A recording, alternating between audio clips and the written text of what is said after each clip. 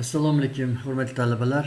Bugungi mavzumiz reperlar, markalar va inshootlarning cho'kishi, egilishi, gorizontal ko'chishini ko'rsatish uchun qo'llaniladigan asbob-uskunalar, ularning konstruksiyasi.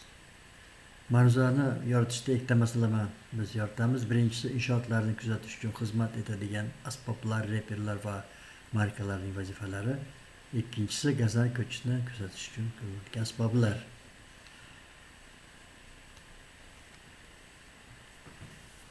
Hozirgi paytda barcha gidrojet inshootlarda nazorat etuvchi apparaturalari bilan jihozlangan, shu nazorat etuvchi apparaturalar bilan jihozlanganligi munosabati bilan shu inshootlarni qaysi darajadaligini,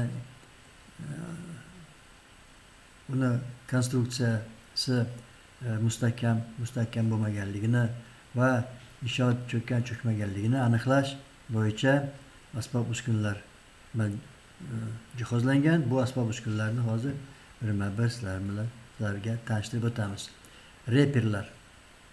Reperlar balandlik asosidagi dastlabki belgilari. Ular barcha foydalanilishi davrida qo'zg'almaydigan, ular nivellir yordamida inshootning ayrim nuqtalarini balandlikdagi joylashuvini aniqlash uchun xizmat qiladilar. Markalar bu tekshiradigan inshootga yoki uning asosiga o'rnatiladigan va u bilan birga suriladigan plandagi nuqtasi fiksatsiyalangan asboblardir. Markalarning reperlarga nisbatan surilishiga qarab inshootlar ko'chirishlarini aniqlashadi. Ko'rsatkichlar bu yerning ustidagi belgilar. Ular inshootlarning o'qini, ularning burilish joyini, yer ostidagi tadbirlar, ya'ni drenajlar, ekranlar, o'zaklar, o'char stvorlar va hokazolar va konstruksiyalarning boshlanish va oxiridagi joylarini ko'rsatadilar. Stvor belgilari inshootning uzunligi bo'yicha uzunlik masofalarini aniqlash uchun o'rnatiladigan belgilar.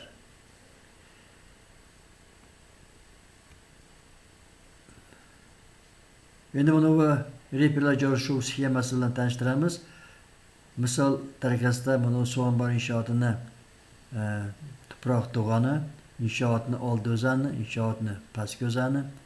Inshootni pastki o'zanida ikki qirg'oqda agar inshoot sinfi birinchi va ikkinchi bo'lsa, ham chap ham o'ng tarafda 3 tadan dastlabki reperlar o'rnatiladi. Bular shu 3 burchak shaklida o'rnatilishi mumkin. Masofasi 20-30 metr har biridan yoki bir chiziq o'tkazilgan 3 ta markalar va reperlar o'rnatilishi mumkin. Agar inshoot sinfi 3-chi bo'lsa, to ham chap ham o'ng tarafda bittadan dastlabki reper o'rnatiladi. Bu dastlabki reperlardan o'lchashi yoki tekshirishi lozim bo'lgan nuqtaga bo'lgan masofa 1 kilometrgacha bo'lishi kerak. Lekin dastlabki reperlardan ishchi reperlargacha masofa 1,5-3 kilometrni tashkil qiladi va 1,5-3 kilometr masofada joylashgan ham chap ham o'ng tarafdagi reperlar soni 3-4 tadan kam bo'lmasligi kerak.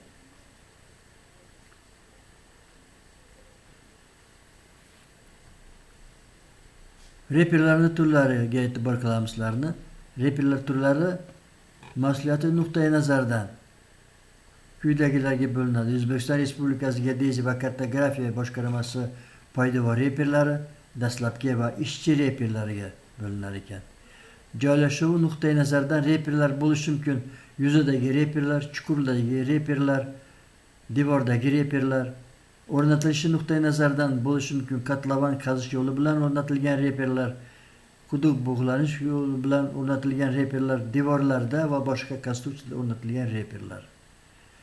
Iqlim sharoitiga nuqtai nazardan oddiy iqlim sharoitida reperlar va doim muzlab yotadigan yer sharoitidagi reperlar. Dastlabki reperlar hamda tayanch reperlar deb ataladi. Ishchi va birinchi va ikkinchi sinf inshootdagi reperlar biz aytdik, bu inshootni ham chap ham o'ng tarafda 3 tadan joylashadi deb aytdik va masofa ishchi repergacha bo'lgan masofa 1,5-3 kilometrda. Planda bu işçi reperlar dastlabki reper bir-biri masofasida bir-biridan 20-30 metr masofada joylashadi. Gillik va qumlik tuproqlarda dastlabki reperlar usti kesik to'rt burchakli piramida betonlangan diametri 80 mm dan kam bo'lmagan po'latli quvurdan iborat.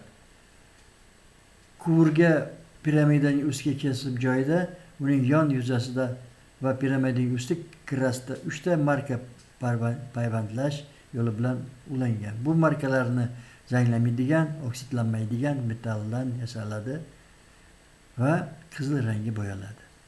Buni mana bu chizmada ko'rishingiz mumkin. Mana bu chizmada qatlamon qazish o'rnatilgan bo'yicha reperlar. Bu shu chizmada rasmda reperlar burg'alanib o'rnatilgan reperlar. Uni chuqur burg'alanib o'rnatilgan reperlar. Bu masalati unchalik yuqori bo'lmagan inshootlarda o'rnatilgan dastlabki reperlar. Bu reper va markalar to'g'risida qanaqa savollar bo'lsa beringlar. E'tiborlaringiz uchun rahmat.